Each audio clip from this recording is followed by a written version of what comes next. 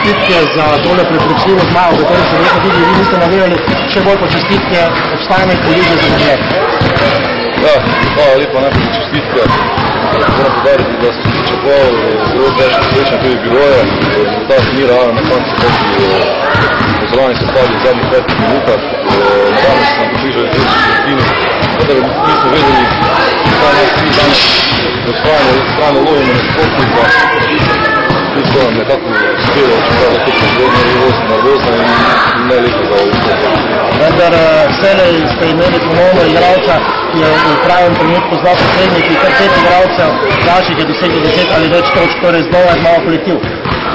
Ja, jaz sam pravim, da to takšne tekme, kot so ti derbi, če so pomembne za ligo, za obstanek, en igralec se bo nikoli dobil tekme, da kolektiv vedno tukaj zmaguje, tako napada kot obrambi. Tu predvsem mislim, da kolektivni duh, to so tudi pokazali v obrambi nalog, ki so jih izredno dobro upravili.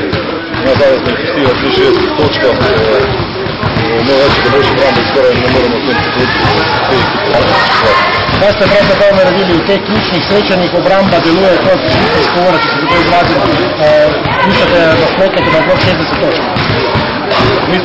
Mi se vsako tekmo dobro pripravimo nasprotnika, vemo vse njihove detale, vse njihove napade, njihova gibanja in to poskušamo s treningu.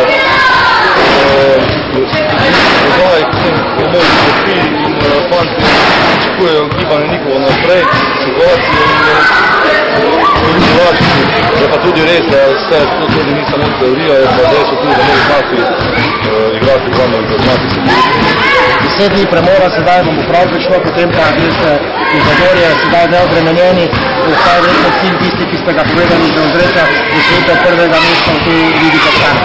Ja, to je res, mi gremo normalno vsako tekmo na polno, na zmago, v takšnih situacijah na lestvici. Fantje so sposobni vsakega premara, tudi doma in gosteh.